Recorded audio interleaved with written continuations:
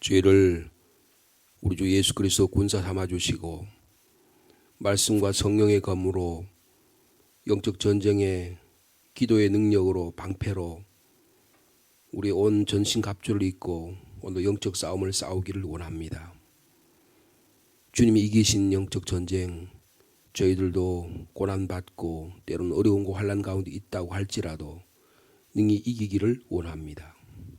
저에게 힘을, 지혜를, 능력을, 용기를 더하여 주옵소서.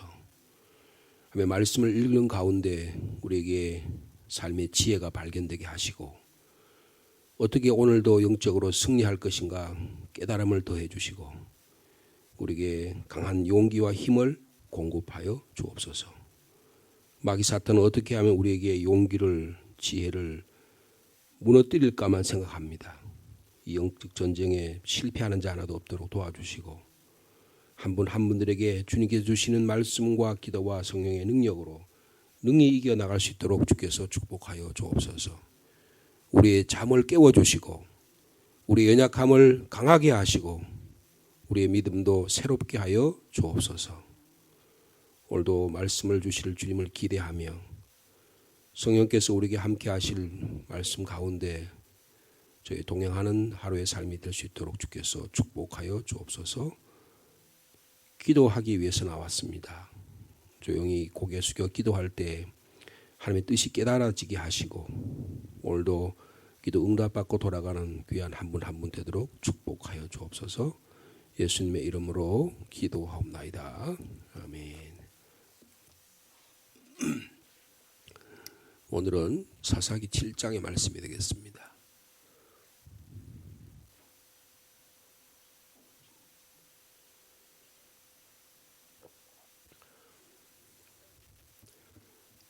사사기 7장 1절에서 8절까지 말씀입니다.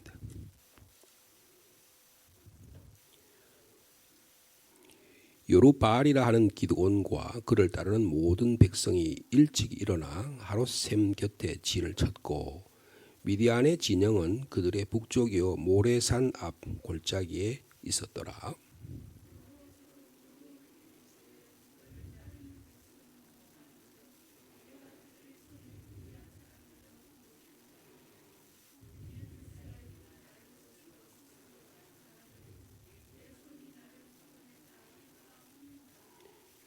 이제 너는 백성의 귀에 외쳐 이르기를 누구든지 두려워 떠는 자는 길앗 산을 떠나 돌아가라 하라 하시니 이에 돌아간 백성이 22,000명이요 남은 자가 10,000명이었더라.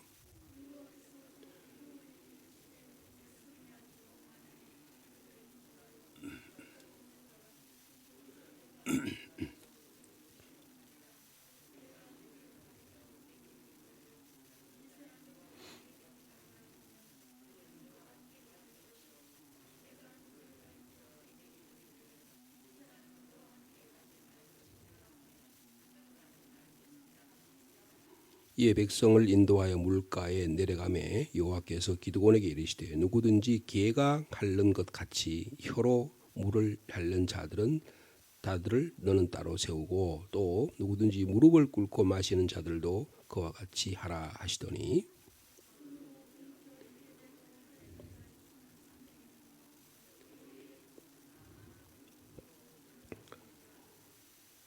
여호와께서 기드온에게 이르시되 내가 이 물을 핥아 먹은 300명으로 너희를 구원하며 미디안을 내 손에 넘겨주리니 남은 백성은 각각 자기의 처소로 돌아갈 것이니라 하시니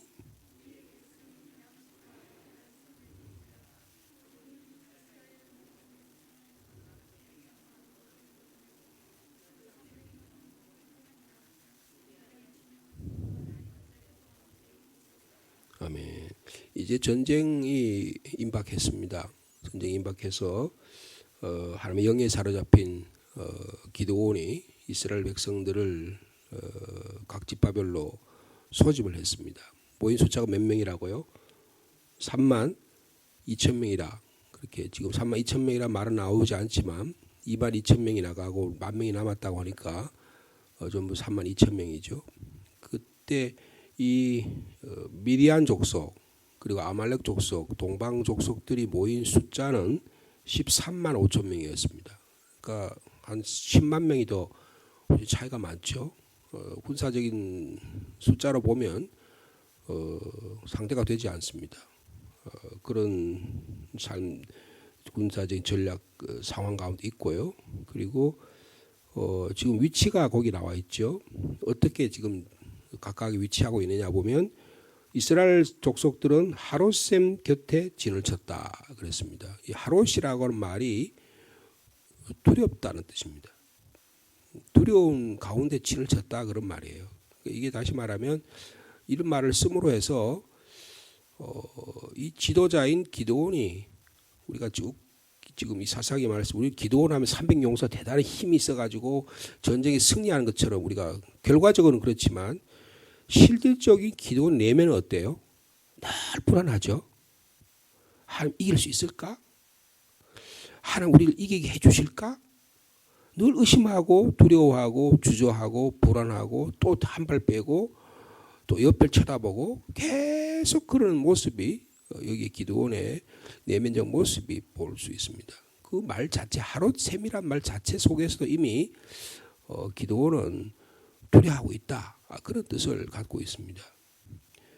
그런데 반해서 미디안 진영은 북쪽에다가 자리를 차지했습니다. 모래산이라고 하는 이게 지금 이스라엘이라고 하는 대평원이 있는데요. 이 이스라엘 평원 사이에 골짜기가 있는데 그 골짜기에서 지금 싸우는 거예요. 다시 말하면 이스라엘 평원을 누가 차지할 거냐 그런 뜻이죠. 곡창지대 이 상주 땅을 누가 차지할 거냐? 그러면 이게 상주 땅을 차지하면 후백제가 견훤이 차지하면 아자개가 차지하면 여기가 백제 땅이 될 거고요. 신라가 차지하면 고려가 통일해서 하면 고려 땅이 될 거 아니에요. 그렇죠? 지금 그런 상황 가운데 있는 거예요. 그래서 북쪽에는 오히려 이 미디안 족속들이 진을 치고 있고 남쪽에는 이스라엘 족속들이 기드온을 중심으로 해서 기드온을 중심으로 진을 치고 있습니다. 그럼 전쟁이 지금 13만 대 3만 2천 명이니까 13만 5천 대 3만 2천 명이니까 좀 더 군사를 더 모아야 될 거 아니에요? 어떻게 보면 그죠? 지금 소련이 우크라이나하고 전쟁하는데 지금 뭐 정확한 숫자는 잘 모르겠지만 서방 숫자로 이야기하면 소련이 몇만 명이 죽었다는 거예요? 8만 명이 죽었다는 거예요. 소련이 전쟁에 나가서 탱크하고 싸워가지고 자기들 5천 명밖에 안 죽었다 그러는데 8만 명이 죽었다는 거 아닙니까? 그러니까 큰 손실을 본 거죠. 그러니까 지금 전력에 큰 손실이 있으니까 푸틴이 동원령을 내려가지고 나이를 뭐 20살도 안 된 애들부터 50살까지 전부 다 동원령을 다 내리는 거예요. 그래서 지금 피난 행렬이 도망가려고 지금 그런 모습이잖아요. 전쟁이 일어나니까 동원을 해야 되는 거 아니에요. 더 동원을 해야 될 거 아닙니까? 근데 하나님의 전략은 어때요? 3만 2천 명 가운데 숫자를 자꾸 줄이는 거예요. 몇 명까지 줄이는 거예요? 300명까지 줄입니다. 여러분 이 이스라엘에는 전쟁하는 방법이 있습니다. 이게 전쟁하는 방법이 성경에 나와 있어요. 이건 꼭 우리가 알 필요가 있어요. 신명기 20장 한번 보실까요? 이 전쟁의 방법이 이대로 여기 그대로 적용이 됩니다. 신명기 20장 1절부터 보시면 신명기 적군과 싸울 때 여러 가지 기본적인 뭐라 그럴까요? 군사를 편성하는 방식이라고 할까? 전쟁에 나가는 태도에 대해서 292면이 있는데요.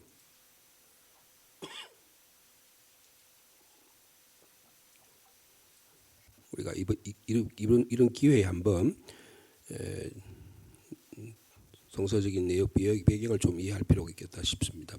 신명기 20장 1절 이하 제가 쭉 읽어보겠습니다. 내가 나가서 적군과 싸우려 할 때에 말과 병거와 백성이 너보다 많음을 볼지라도 뭐라고요? 그들을 두려워하지 말라. 첫 번째 전쟁에 나갈 가장 중요한 것은 두려워하지 않는 것입니다. 근데 지금 기도는 어디 있다? 하롯셈에 있다 그랬죠? 두려움의 셈에 있는 거예요. 그러니까 어떻게 해요? 하나님께서 두려워하지 말라라고 하는 것을 말씀해 주시려고 하는 것입니다. 두려워하지 말라. 그러면서 뭐라 그래요? 애굽 땅에서 너를 인도하여 내신데 하나님 여호와께서 너와 함께 하시니라. 전쟁의 가장 중요한 하나님이 나와 함께 하신다고 하는 담대함이 있어야 된다. 그렇게 말씀합니다. 자, 그렇게 하고 나서 지도자인 그 당시에 이스라엘은 종교 공동체니까 종교 공동체인 지도자인 제사장에게 명령을 내립니다. 뭐라고 명령을 내리느냐? 2절에 보니까 너희가 싸울 곳에 가까이 가면 제사장은 백성에게 나가서 이렇게 말하라.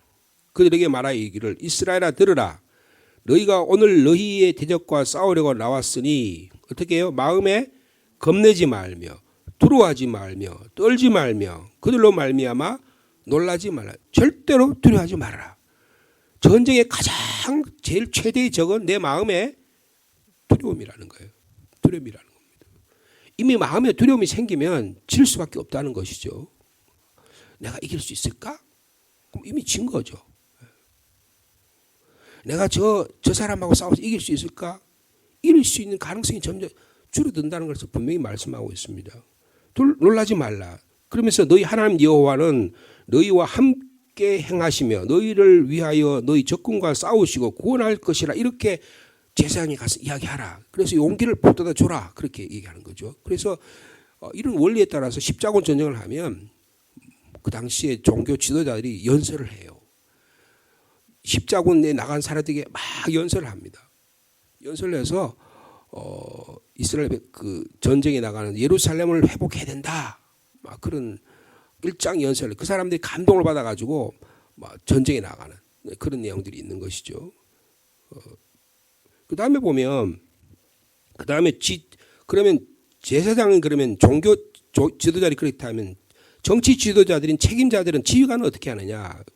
거기 또 이야기 있어. 5절에 보면 책임자들은 백성에게 말하 이르기를 세 가지 종류의 사람들은 돌아가라는 거예요. 자, 첫째, 새 집을 건축하고 낙성식을 행하지 못한 자가 있느냐? 그는 집으로 돌아가라. 만약에 전사하면 타인이 낙성식을 행할까? 그럼 그 집 지어놓은 거다 허사가 되니까 그런 두려움 있는 사람 집으로 돌아갈 조건이 된다. 그 다음 두 번째 뭐라 그래요? 포도원을 만들고 그 과실을 먹지 못한 자가 있느냐? 그는 집으로 돌아갈지니 전사하면 타인이 그 과실을 먹을까 하노라. 생업에 일을 만들어 놓고 전쟁에 나온 사람은 집으로 돌아가라는 거예요. 그런 두려움 갖고 있는 사람은 돌아가라는 것이죠. 그 다음에 뭐라 그럽니까? 여자와 약혼하고 그와 결혼하지 못한 자가 있느냐? 그는 집으로 돌아갈지나 전사하면 타인이 그를 데려갈까 하노라. 약혼하고 결혼을 앞둔 그런 사람들이 전쟁에 나오면 전쟁이 되겠느냐? 그런 사람들, 그런 두려움 갖고 있는 사람 돌아가라 이렇게 말합니다. 자, 그렇게 하면서 8절에 보니까 책임자들은 또 백성에게 말하여 이르기를 두려워서 마음이 허약한 자가 있느냐? 그런 집으로 돌아갈지니 그 형제들의 마음도 그의 마음과 같이 낙심될까? 두려움이 점점점 바이러스처럼 퍼진다는 것이죠. 그러면 군사 전략이 그리고 아무리 좋고 군 숫자가 많고 기술이 뛰어난다고 하더라도 전쟁에 질 수밖에 없다는 거예요. 여러분, 러시아가 이길 것 같습니까? 우크라이나가 이길 것 같아요? 두려워하는 자가 지는 겁니다. 두려워하는 자가 지는 거예요. 이제 군대를 편성하는 방법이 하나님의 군대는 하나님이 함께 하심으로 두려워하셔서는 안 된다는 거예요. 두려워하고 겁내는 자는 누구든지 집으로 돌아가라고 지금 20장 신명기 20장 1절에서 8절 사이에 전부 그런 내용이죠. 자, 그래서 보니까 자, 그러면서 하나님께서 하신 말씀입니다. 자, 이제 전쟁을 앞두고 나서 하나님께서 군대 숫자를 줄이시는 거예요. 줄이시는데 하나님이 기드온을 시험하시는 것입니다. 자, 보세요. 2절에 보니까 여호와께서 기드온에게 이르시되 너를 따르는 백성이 뭐라고요? 너무 많다. 지금 하나님의 생각과 기드온의 생각은 전혀 다릅니다. 기드온은 두려워가지고 이게 3만 2천 명 가지고 13만 5천 명을 이길 수 있을까? 저 벌떼까지 덤벼드는 저 사람들을 이길 수 있을까? 저 낙타를 가지고 공격해오는 저들에게 우리가 그냥 맨손으로 싸워서 이길 수 있을까? 이렇게 두려워하는 자들에게 하나님께서는 오히려 너희들 숫자가 너무 많아. 내가 그들의 손에서 미디안 사람을 넘겨주지 아니하리니 왜 너희들 지금 3만 2천 명 가지고 싸우면 미디안 족속을 너희들 승리하지 못한다는 뜻이잖아요. 그 이유가 있어요. 이는 같이 읽겠습니다. 시작. 이스라엘이 나를 거슬러 스스로 자랑하기를 내 손이 나를 구원하였다 할까 함이라. 자신의 힘으로 전쟁에 승리했다고 하는 자만감을 갖게 할까 봐 하나님께서 숫자를 줄이시겠다는 거예요. 사도 바울이요. 고린도 교회에 복음을 전할 때 고린도 교회 복음을 전할 때 사도 바울 형편이 어땠어요? 가장 약했습니다. 허약했어요. 그런데 하나님께서는 오히려 그런 허약한, 그리고 또 고린도 교회에 있는 그 예수 믿는 사람들의 그 대상이 어떤 사람들에서 주로 못 배운 사람, 가난한 사람, 약한 사람, 그리고 사회적으로 대우 못 받는 이런 사람들이 중심이었었어요.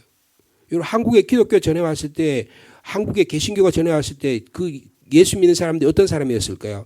왕족, 귀족, 뭐 고급 관리들이었을까요?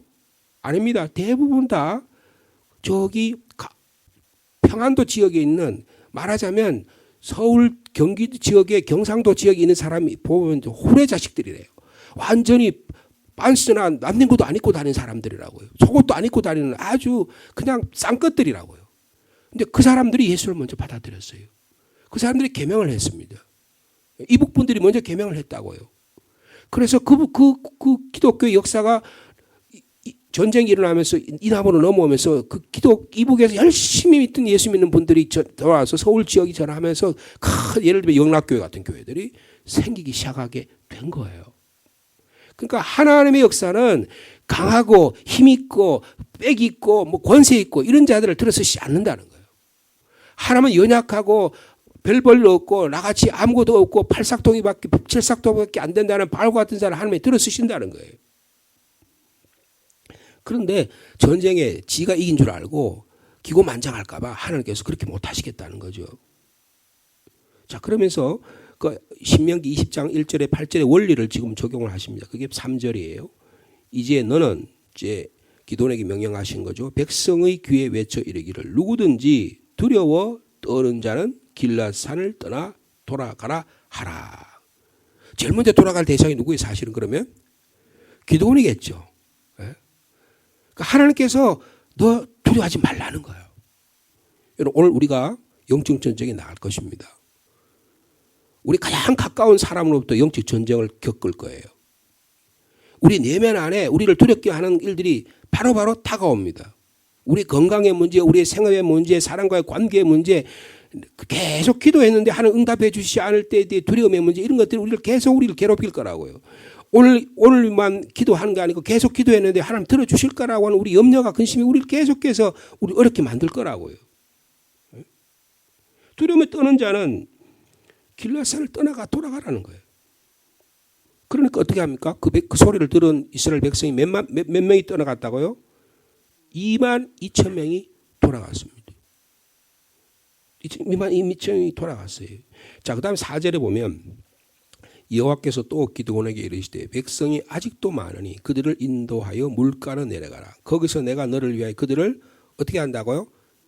여기 시험한다는 말은 재련소에서 불을 데펴가지고 불순물을 제거할 때 하는 그 방법을 불순물을 제거하는 것처럼 제거하겠다는 거예요. 우리 안에 하나님의 영적 전쟁을 승리하지 못하게 하는 것들을 하나님께서 하나하나 시험해서 제거하시겠다는 거예요. 여러분, 하나님 우리를 훈련하시고 시험하실 때 이 훈련에 맞이할 수 있는 믿음의 담력과 지혜가 있기를 축복합니다. 여러분, 그것은 오히려 우리를 단련시키기 위해서 우리 안에 두려움을 제거하시는 거예요. 제거하신다는 거예요. 야, 아이고 이거 어떻게 해야지? 22,000명이 떨어져 나가는데 지금 기도원이 답답하고 이거 하나님 방식이 도대체 뭐야? 그런 생각하지 않겠어요? 하나님을 제쳐놓고 자기 힘으로 이긴 줄 알고 스스로 자랑할까 자만할까 봐. 근데 지도자인 기도원은 계속 두려움이 남아있고. 근데 내가 너를 위하여 그들을 시험하겠다. 누구를 위해 시험한다고요? 누구 때문에 시험한다고요? 기도원 때문에 시험하는 거예요. 여러분, 우리 지도자 한 사람이 너무나 중요합니다. 우리 각각은 우리는 영적인 지도자예요. 우리는 어떤 의미의 상주 땅에서 우리 지도자입니다. 우리를 들어서서 하나님 구원을 역사를 나고 전도 역사를 나고 선교 역사를 나고 하나님의 뜻을 이루기를 원하시는 거예요. 그럼 내가 두려워해가지고 내가 하나님 앞에 바로 서지 못하니까 말씀에 바로 서지 못하고 상황에 따라서 이리 흔들리고 저리 흔들리고 바람에 흔들리고 조건에 따라서 이리 흔들리고 내가 가치 판단에 따라서 내가 이리 흔들리고 그러니까 하나님이 들어쓰시고 싶어도 못 들어쓰시는 거예요. 내가 너희를 위하여 그들을 시험하리라. 그 다음 말이 참 재미있어요. 내가 누구를 가리켜 너에게 이르기를 이 사람은 너와 함께 가리라 하면 그 사람 써라. 그러니까 기드온이 선택하는, 기드온이 판단하는 판단에 따라서 전쟁에 승리하는 게 아니고 하나님의 판단의 기준에 맞아야 된다 그 말이에요. 하나님의 말씀의 기준에 맞아야 된다 그 말이에요. 그렇게 하면 그 사람을 쓰고 그는 너와 함께 갈 것이요 내가 누구를 가리켜 내게 이르기를 이 사람은 너와 함께 가지 말 것이라. 저 사람 쓸만한 사람인데 저 사람 괜찮은 사람인데 그런데 걔는 데리고 가지 마. 그럼 어떻게 하라고요? 데려가지 말래요. 데려가지 말래요. 목회를 해보니까 그렇더라고요. 내가 저 사람하고 같이 사역했으면 동역했으면 좋겠는데 싶은데 제 뜻대로 되면 한 번도 없어요. 한 번도 없어요. 하나님 뜻대로 되신다고요. 그런데 내가 지도자인 제가 하나님 뜻에 순종하고 그 말씀에 따라서 살아가면 영적으로 하나님께 인도해 주시는데 제가 막 계속 버티는 거예요. 계속 버티는 거예요. 우리 마음속에 그런 두려움이 있지 않습니까? 여러분 하나님 말씀 가운데서 이 두려움을 이겨낼 수 있는 저 여러분의 삶이 되기를 축복합니다. 그 다음에 내가 생각하는 방식과 전혀 달라요. 보세요. 이에 백성을 인도하여 이제 하나님께서 두 번째 시험하는 방법에 물가로 데려들어갑니다. 여호와께서 기드온에게 이르기를 누구든지 개가 핥는 것 같이 혀로 물을 핥아먹는 사람 이쪽으로 세우고 그리고 아주 무릎을 꿇고 자 이렇게 주의를 기울이면서 이렇게 하는 사람을 따로 세워. 그러면 우리 같으면 누구를 쓸 것 같아요? 누구를 써야 될 것 같아요? 개같이 막 정신없이 막 핥은 사람을 쓰는 게 좋겠어요? 아니면 주의를 기울이면서 이렇게 하면서 경계를 하면서 하고 이런 사람을 쓰는 게 전쟁 이길 것 같아요? 후자 같겠죠? 그런데 하나님은 누구를 썼어요? 개같이 핥는 사람을 쓰셨다는 거예요. 여러분 하나님의 기준과 우리의 기준이 다를 수 있다는 거예요. 우리가 나는 준비가 됐기에 하나님 쓰시겠지. 여러분 그렇지 않습니다. 제가 좀 외람된 말씀이지만은 제가 공부를 잘했거든요.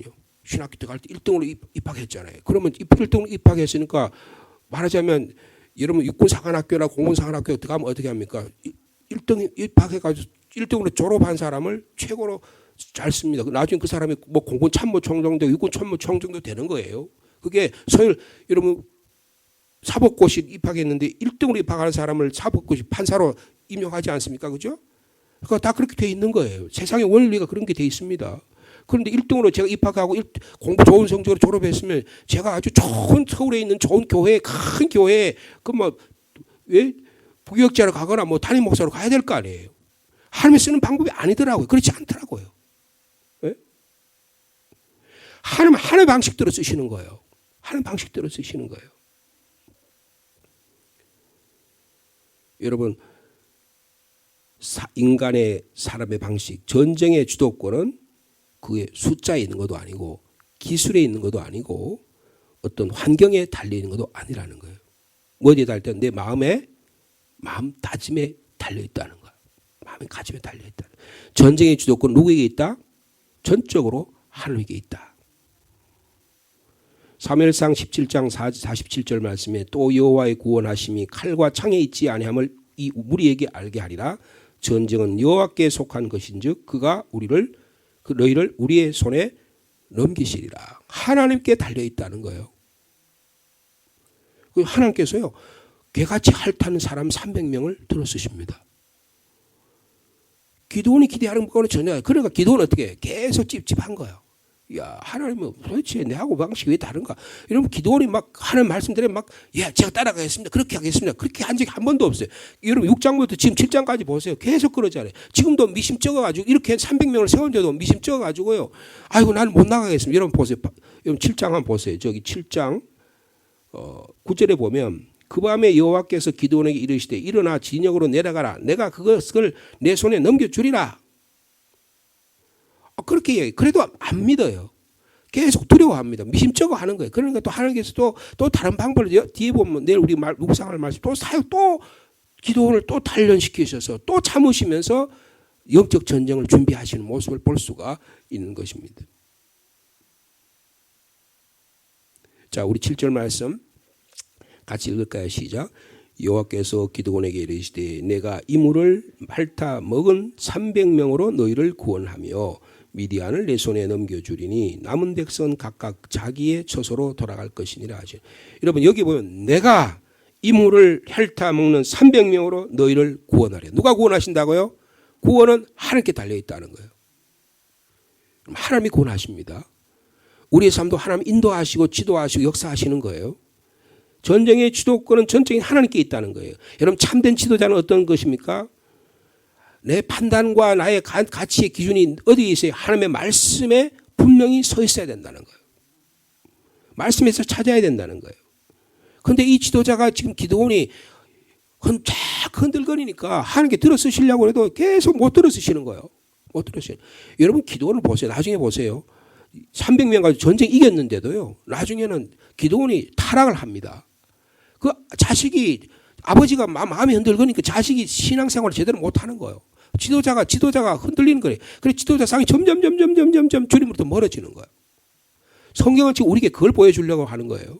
기드온이 용맹하다, 기드온의 용사가 용맹하다 그런 걸 보여주려는 게 아니에요. 전쟁의 주도권은 전적인 하나님께 있다는 걸 말씀하는 거예요. 자, 우리 마지막으로 8절 말씀 같이 읽겠습니다. 시작. 이에 백성이 양식과 나팔을 손에 든지라 기드온이 이스라엘 모든 백성을 각각 그의 장막으로 돌려보내고 그 300명을 머물게 하니라 미디안 진영은 그 아래 골짜기 가운데 있었더라. 지금 전쟁에 임박해 있음을 말씀해 주고 있습니다. 그런데 300명밖에 안 남았어요. 근데 하나님은 이 300명을 들어 쓰시기를 원하신다는 것입니다. 여러분 전쟁에 오늘도 영적 전쟁에 하나님 우리를 보내십니다. 전신 갑주를 입고 두려움을 다 제거하고 용기와 지혜로 영적 전쟁에 승리하는 저 여러분 되기를 축복합니다. 전쟁엔 숫자에 있는 게 아니고 효능성에 있는 게 아니고 그 군사 전략에 있는 게 아니라 전적인 하나님에게 달려있다고 하는 것을 말씀하고 있습니다. 영적 전쟁에 오늘도 승리하시는 저 여러분 되기를 축복합니다. 하나님 아버지 그리고 한 가지 더 함께 기도하기를 원하는 기도 제목이 있는데 우리 윤진업 집사님 우리 오랫동안 교회 출석은 잘 못해서 모옥기 집사님 남편입니다. 우리 상주고등학교에서 교사를 하셨죠. 근데 이제 퇴직을 하신 것 같은데 중동으로 이사를 하셨어요. 이사를 하셨는데 우리 모 집사님이 구미에서 또 음식도 하고 이러다가 중동으로 이사를 하는데 아마 그 시숙이 중동에 사시나 봐요. 어머님이 중동에 사시는 것 같아요. 그래서 사시는데 최근에 한 2주 전에 몸이 한 10kg 이상 빠져가지고 서울에 있는 병원에 가서 검사를 했는데 대장에 암이 발견이 됐습니다. 2기로 발견이 돼서 내일 다시 정밀 진단을 하고 10월 말경에 수술을 앞두고 있습니다. 그래서 내일 병원에 갔다 오시면 저한테 자세한 연락을 주시기로 하셨어요. 그래서 제가 연락을 받으면 신방도 하고 그렇게 하려고 합니다. 우리 윤진업 집사님 연약한 몸을 위해서 또 모키 집사님의 신앙과 또 삶을 위해서 여러분들 기억나시는 대로 함께 기도해 주시면 감사하겠습니다. 기도하겠습니다. 하나님 아버지 이 시간 윤진업 집사를 위해 기도합니다. 퇴직 이후에 중동에서 삶을 살아가시는데 원하지 않게 장애 어려움으로 고통 가운데 있습니다. 내일 서울에 있는 병원에 가서 정밀 진단을 받고 수술을 앞두고 있습니다. 주님 사랑하는 아들을 불쌍히 여겨 주시옵소서. 좋은 의사 만나게 하시고 또 수술과 모든 치료와 진료 가운데 하나님의 은혜를 베풀어 주시기를 원합니다. 믿음의 가정입니다. 하나님께서 또 주님께 의탁하고 주님께 매달리는 귀한 가정 될 수 있도록 인도하여 주옵소서. 우리가 그분을 위해서 그분의 가정을 위해서 그분의 건강을 위해서 기도하기를 원하오니 주님 함께하여 주시옵소서. 오늘 저희들이 또한 세상으로 영적 전쟁에 나갑니다. 우리 영적 전쟁에 우리를 두렵게 하는 요소가 너무너무 많습니다. 이것 생각하고 저것 생각하면 염려되고 근심되는 일이 얼마나 많은지 알 수 없습니다. 하나님께 기도원을 사용하기를 원하시는데 그가 상대방의 전력은 13만 5천 명이요. 내가 다 모았는데 3만 2천 명밖에 되지 않아서 두려워하는데 하나님은 거기서 다 제외하고 300명만 함께 하십니다. 기도는 이루 말할 수 없는 두려움으로 가득 찹니다. 그럼에도 불구하고 기도는 하나님을 의지하지 않고 자신의 생각에 빠져 있습니다. 우리의 신앙의 모습이 이와 같음을 저희들이 너무나 잘 압니다. 하나님 믿는다고 하고 하나님께 부르짖는다고 하면서도 늘 우리의 마음은 기도원처럼 갈라져 있고 두려워 가운데 떨고 있고 또 유혹하고 시험하면 넘어질 수밖에 없는 연약한 저희들입니다. 주님 저희를 불쌍히 여겨 주시옵소서. 전쟁의 승패는 하나님께 달려있음을 굳게 믿게 도와주시고 하나님의 약속의 말씀 위에 저희를 세워 주옵소서. 우리를 두렵게 만드는 악한 마귀 사탄들은 물러갈지어다. 우리를 유혹하는 여러 가지 악한 조건들이 물러갈지어다. 오직 예수 그리스도 안에 이미 영적으로 승리한 전쟁에 우리가 분을 주셨으니 이 영적 전쟁에 승리할 수 있도록 하나님 말씀하여 주시옵소서. 우리의 사랑하는 성도들 삶의 곤궁한 가운데 있는 자 있습니까? 육신의 연약한 가운데 있는 자 있습니까? 주님 지금도 찾아가셔서 말씀하여 주시고 치료해 주시고 회복시켜 주시옵소서. 신앙의 삶을 살면서 말씀이 더 구체적으로 우리에게 다가오게 하시고 말씀의 주님 되시는 우리를 주례고 하시고 우리를 구원해 주신 그 하나님의 놀라운 구원의 능력을 더 구체적으로 체험할 수 있는 저희 삶이 될 수 있도록 기도의 자리로 더욱 가까이 나올 수 있는 저희들 될 수 있도록 인도하여 주옵소서. 저희를 영적 잠에서 깨워 주시옵소서. 우리를 하나님의 말씀 가운데 더 굳건히 세워 주시옵소서. 함께 기도할 때 병도 물러가게 하시고 악한 영적 세력도 물러가게 하시고 하나님의 거룩한 일을 감당할 수 있도록 주께서 귀한 상백명의 기도원의 용사처럼 하나님이 들어 사용하기를 원하시는 그런 순종의 사람, 믿음의 사람, 용기의 사람 되도록 주께서 축복하여 주시옵소서. 하나님 아버지, 코로나19가 점차 약화되는 가운데 있으니 이런 가운데도 아직 연약한 우리 지체들 주님 붙잡으시고 인도하시고 치료하시고 역사하여 주옵소서. 오늘도 생업의 일선에 나가서 열심히 살아가는 우리 사랑하는 자녀들 주님 함께 하시고 직장과 일터와 군문과 또 여러 곳에서 이런저런 곳에서 떨어져 있는 사랑하는 모든 우리의 믿음의 권속들 자녀들 주님께서 함께하여 주시옵소서. 이 한 주간의 목회 일정 가운데도 주님이 동행하시고 역사하여 주옵소서. 예수님의 이름으로 기도하옵나이다. 아멘.